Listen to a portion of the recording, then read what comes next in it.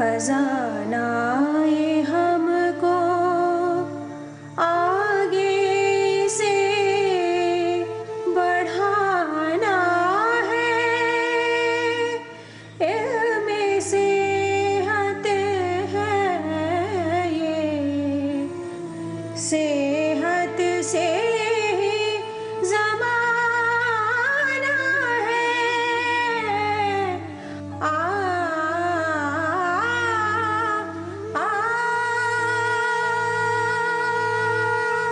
अस्सलाम वालेकुम ख़वातीन व हज़रात, डीडी उर्दू के प्रोग्राम इल्म सेहत में आपका खैर मक़दम है। आज के इस प्रोग्राम में हम एक और अहम मुद्दे पर बात करने जा रहे हैं, वो है शदीद मर्ज़ यानी क्रॉनिक इलनेस। शदीद मर्ज़ किसी एक बीमारी का नाम नहीं, बल्कि इसमें वो सभी सेहत से जुड़े हालात आते हैं जो एक लंबे अरसे तक चलते रहते हैं। दरअसल क्रॉनिक लफ्ज़ बना है क्रोनोस से, इसका मतलब है टाइम या वक्त। तो आज की इस कड़ी में हम बात करने जा रहे हैं कुछ आम क्रॉनिक इलनेसेस की जो आज की इस भागदौड़ भरी ज़िंदगी में बहुत आम हो गई। आमतौर पे अमराज की दो शक्लें होती हैं, एक उनकी हाथ शक्ल होती है, मर्ज़ हाथ जिसको कहते हैं एक्यूट इलनेस, और एक उसकी मुज़मिन शक्ल होती है जब मर्ज़ ज़रा पुराना हो जाता है। क्रॉनिक क्या है कि जो तकरीबन साल भर से ज़्यादा पैदा हो जाती हैं उनको हम क्रॉनिक डिजीज़ कहते हैं। क्रॉनिक डिजीज़ सर से लेकर पैर तक की डिजीज़ हैं। जितने भी अमराज हैं उनके तकरीबन सभी अमराज के अंदर ऐसा है कि उनकी कोई ना कोई मुज़मिन शक्ल होती है, लेकिन ख़ास तौर से इस वक्त जो आम मुज़मिन बीमारियां हैं उनमें वजुल मफासिल है। वजुल मफासिल एक ऐसी बीमारी है जो किसी एक स्टेज के ऊपर चलने फिरने में और इंसान की हरकत के अंदर रुकावट पैदा कर देती है। तो फिर किसी कोई एक स्टेज ऐसी भी आती है कि आदमी फिर साहिब फराश हो जाता है, बिस्तर के ऊपर पड़ जाता है। मेरे यहाँ घुटनों में दर्द था, इतना दर्द था कि मैं चल नहीं सकता था। मैं जीना उतरने 6 महीने नहीं उतरा। मंडे को जब मैं पर्ची बनाने के लिए लाइन में खड़ा हुआ तो उन्होंने कहा सर आपको तो फीस नहीं लगेगी, क्योंकि मंडे को तो हमारे यहाँ फ्री है बुज़ुर्गों के लिए। तो वो 2 रुपये भी खर्च नहीं हुए, वो पर्ची बन गई। डॉक्टर साहब को दिखाया, डॉक्टर साहब ने तेल दिया मुझे, थोड़ा सा बचा हुआ अभी भी है, कुछ माजून वगैरह दिए खाने के लिए। मुझे तो कोई एलोपैथिक का ट्रीटमेंट मैंने तो अभी तक लिया नहीं, 2 साल हो गए। और अल्लाह का शुक्र है मैं आराम से नमाज़ पढ़ने जा रहा हूँ, सारे काम कर रहा हूँ उसी से। मेरे घुटनों में दर्द है, हम दादरी गए थे, वहाँ इलाज ही कराने गए थे, लेकिन वहाँ से कोई फ़ायदा नहीं हुआ। अब इसलिए हमने वहाँ का यहाँ का नाम सुना, लिविया कॉलेज का। मैं कहा चलो अब देख लेते हैं, पहली बार हम आए हैं। ऑस्टियोपोरोसिस भी आजकल बहुत कॉमन है, खासकर एल्डरली पर्सनस में 60-70% के बाद बहुत देखने में आता। जो हमारी माता बहनें मेनोपॉज में जा चुकी हैं उनमें लगभग 30% पेशेंट्स में ऑस्टियोपोरोसिस के शिकार हो जाती हैं। वो मेरे घुटनों में दर्द है बहुत ज़्यादा, और यहाँ सीने में दर्द है, तो इसकी मेरे को किसी ने बताया यहाँ आओ, यहाँ आराम मिलेगा। मेरे को 15 दिन से दवाई दी थी इन्होंने, 15 दिन आज हो गए पूरे, और दोबारा दिखाने आई। हाँ 19-20 नज़र आया कुछ, हमें सबने कहा कि इसका देर में आराम आएगा, तुम खाते रहो। हार्ट के ब्लॉकेज की भी केसेस आते हैं, लेकिन एक ख़ास रेशो तक हम उन केसेस को लेते हैं। मिसाल के तौर पर ब्लॉकेज के केसेस में 50-60% तक के केसेस को हम दवाओं से ठीक करने की कोशिश करते हैं, और बहुत से केसेस ऐसे हैं जो जिनको उससे फ़ायदा हुआ, फिर उनको सर्जरी से वो महफूज हो गए। दूसरी किस्म के मरीज़ हमारे पास हाइपरटेंशन के आते हैं। ऐसे पेशेंट हमारे पास हाइपरटेंशन के आते हैं, जब हम उनसे मालूम करते हैं आप कितने साल से इलाज करा रहे हैं, कोई कहता है मैं 5 साल से, कोई 10 साल से, 15 साल से। और वो जो दवाई लेते हैं जिसको हाइपोटेंसिव ड्रग्स कहते हैं, वो ड्रग्स बहुत सारे साइड इफ़ेक्ट भी पैदा करती हैं, और साइड इफ़ेक्ट्स पैदा होने की वजह से खासतौर से मर्दों के अंदर इम्पोटेंसी पैदा होती है। फैटी लीवर भी बहुत कॉमन डिजीज़ पर होती जा रही है। तकरीबन 32% या 30-32% पेशेंट्स पर फैटी लीवर के इस पर शिकार हैं। नॉर्मली लीवर में फैट तो पाई ही जाती है, लेकिन अगर 10% से ज़्यादा अगर लेवल फैट का लीवर में मौजूद है तो वो फिर फैटी लीवर में शुमार किया जाता है। यानी मान लीजिए अगर किसी लीवर का वेट या कलेजी का वेट 400 ग्राम है तो उसमें 40 ग्राम से ज़्यादा फैट नहीं होनी चाहिए। एसिडिटी गैस बहुत बनती है, पेट में बहुत तकलीफ रहती है, मुझे भूख नहीं लगती है, ठीक बहुत परेशानी रहती थी। मैं डॉक्टर दवा लेती थी तो मेरे लीवर पे फैक्ट्स है, इस वजह से वो नुकसान देती है। पर यहाँ की दवा से मुझे बहुत आराम मिलता है, बहुत रिलीफ मुझे है, और बहुत अच्छी दवा यहाँ की है। काफ़ी टाइम से मैं यहाँ पे इलाज करा रही हूँ। जॉन्डिस के मरीज़ हमारे पास आते हैं, जॉन्डिस के मरीजों में हम देखा कि जो सीरम बिलिरुबिन बढ़ा होता है, SGPT, SGO2, जिसको पीलिया कहते हैं, वो पीलिया के मरीजों का बहुत अच्छा इलाज किया जाता है। और तकरीबन जितना पीलिया होता है, अगर ज़्यादा हो तो ज़्यादा वक्त लगता है, वरना कम पीलिया यानी तकरीबन उसमें से 25 से 30% एक हफ्ते के अंदर मरीज़ ठीक हो जाता है। मुझे ये परेशानी पीलिया की, पीला पेशाब आता 1-1.5 महीने से, न भूख लगती। यूनानी दवाइयाँ और भी इलाज हुए हमारे यहाँ के संभल के 10-20 मरीज सही होकर गए, उन्होंने बताया मुझे, मैं यहाँ पे आया हूँ। भूख में कुछ सुकून है, भूख बिल्कुल न लग रही थी मुझे, अब लग रही है कुछ। तो पेशाब बिल्कुल कोको कोला जैसा आ था, काला, तो पीला हो गया, कभी सफ़ेद डाल लगा, कभी पीला, सुकून है। बुखार आया था, पीलिया बना, पेशाब में जलन थी, कमजोरी बहुत थी, भूख न लगी थी। तो इलाज कराने से आधा फ़ायदा यहाँ पर थोड़े दिनों में ही हो गया। आज पूरी दुनिया में डायबिटीज़ एक महामारी का रूप ले चुकी है। अब डायबिटीज़ को बीमारी न कह करके लोग लाइफस्टाइल डिजीज़ कहने लगे हैं, क्योंकि तादाद इतनी बढ़ गई है डायबिटीज़ की कि अब उसे एक्सपर्ट्स जो है मर्ज न कह करके लोगों को, ताकि एहसास ना हो जिनको डायबिटीज़ है, ये कहते हैं कि डायबिटीज़ नहीं बल्कि लाइफस्टाइल चीज़ है। मैं 3 साल से आ रहा हूँ यहाँ पे, और मेरे को शुगर की बीमारी है और उससे काफ़ी फ़ायदा हुआ है इनकी दवाई लेने से। मैंने काफ़ी इलाज करवाया, इधर उधर दुनिया भर के पैसे महंगे से महंगे इलाज कराए, लेकिन कोई फ़ायदा नहीं हुआ। अब मैं यहाँ से दवाई ले रहा हूँ। भाई टेंशन, मेरे को बड़े बच्चा बीमार हो गया, उसको किडनी की परेशानी है, उसकी वजह से ही ये बीमारी बढ़ती रही। मेरे को परेशानी से शुगर बढ़ती है। जो तनाव है हमारी ज़िंदगियों में, हर इंसान अपनी ज़िंदगी पे दूसरों को देख करके चाहता है कि मेरी भी लाइफ इस तरह लेविश लाइफ हो जाए, जिसकी वजह से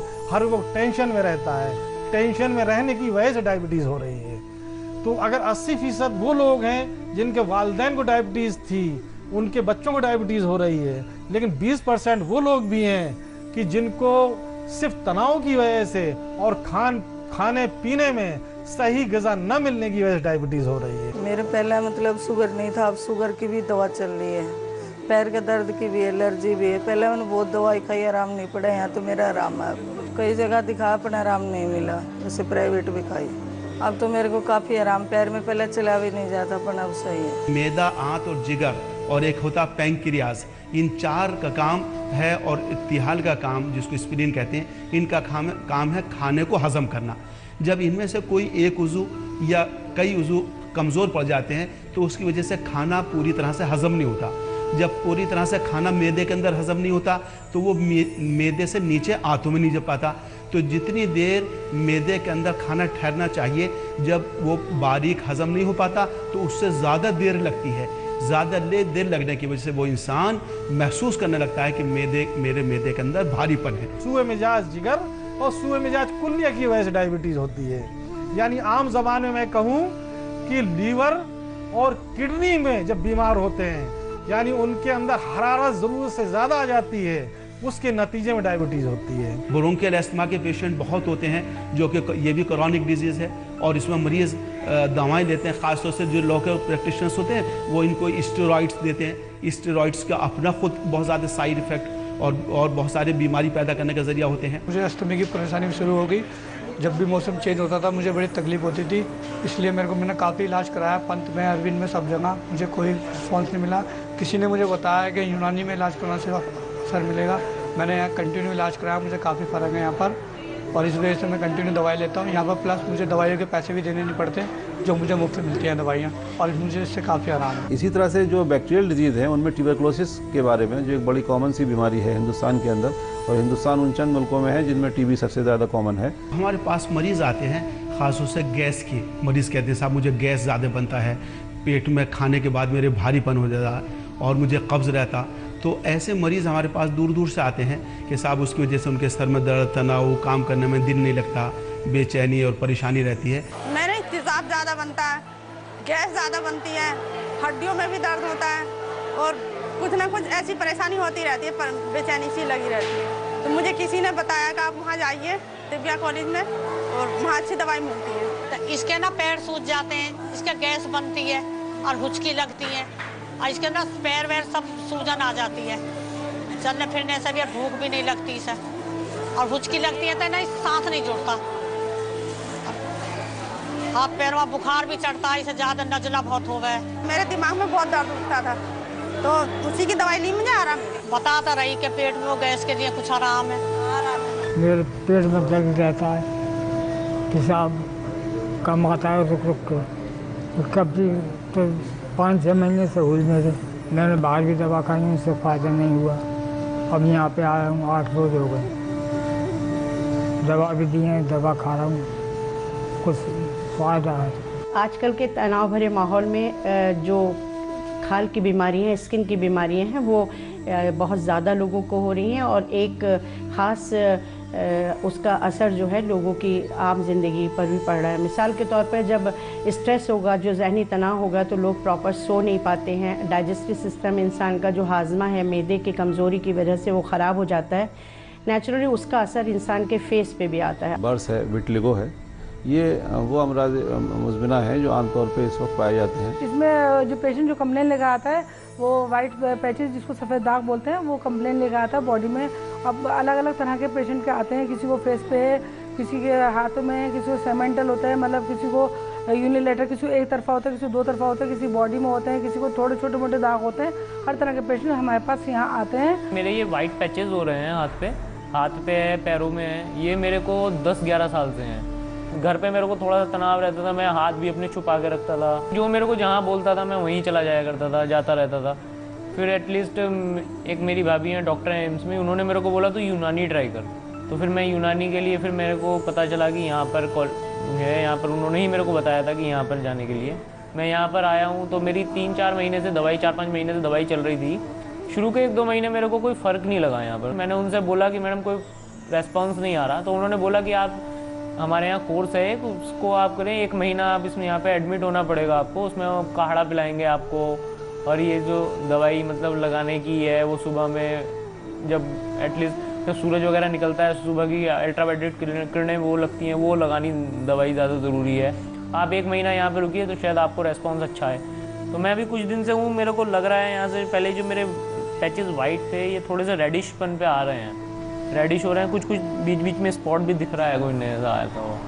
तो यहाँ पे आके मेरे को लग रहा है कि मैं शायद ठीक हो जाऊँ। हमारे पास फालिज के मरीज़ आते हैं, और फालिज के जो मरीज़ आते हैं ये बीमारी जो है बलगमी बीमारी समझी जाती है, यानी कि इसके अंदर बलगम का मिजाज जो ख़राब हो जाता है। कुछ बीमारी ऐसी होती है जो बहुत क्रॉनिक होती है, उनके लिए हम मुंजिजे सौदा देते। इसी तरह से हम दम के लिए भी मौत दिलाते, दम देते।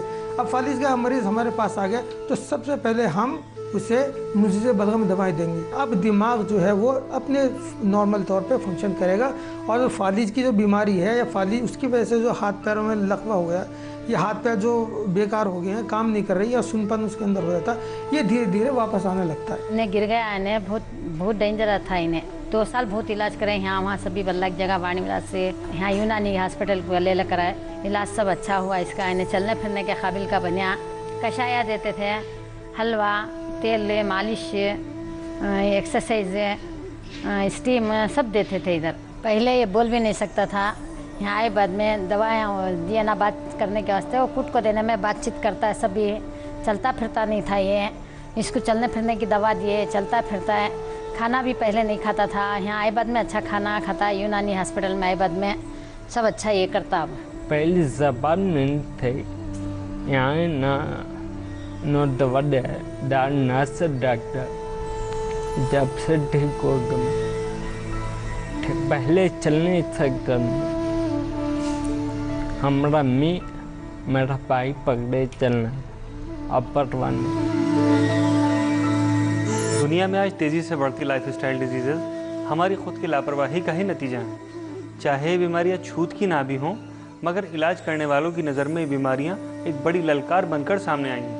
आइए जानते हैं इन बीमारियों के होने की कुछ आम वजहों के बारे में। ऐसा है आजकल जो है हर आदमी बिजी है, हर आदमी परेशान है, कुछ तो रोजी से परेशान है, कुछ टेंशन काम से परेशान है, कुछ हर वक्त आदमी बिजी रहता है, तब उसकी वजह से वो चाहता है उसे कुछ ज़हनी सुकून हो। हम लोग रात में काम करते हैं और दिन में सोते हैं। जिन चीज़ों को खाना नहीं चाहिए, जिनकी ममानियत है, उन चीज़ों को हम खा रहे हैं।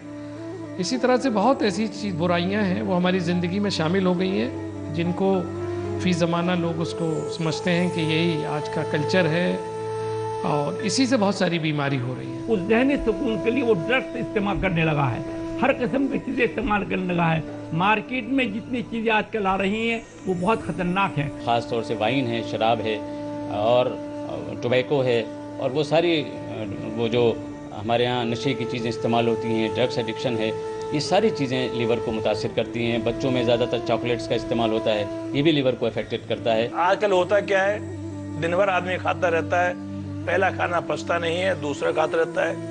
तो ये वो डाइट में क्या रात्रि को खाना है, क्या नहीं खाना, इस पर भी लोग हम तवज्जो नहीं देते हैं।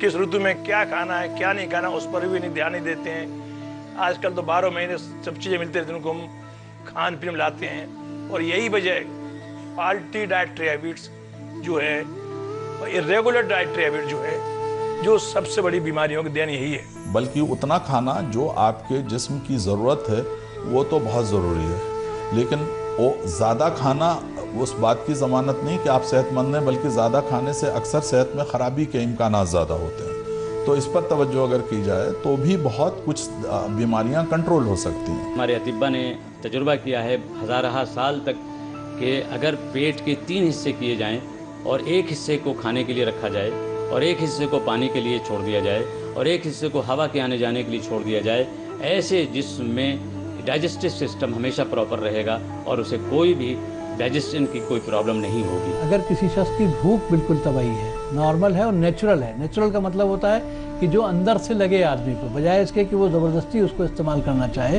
कि वक्त हो गया मुझे खाना खा लेना चाहिए।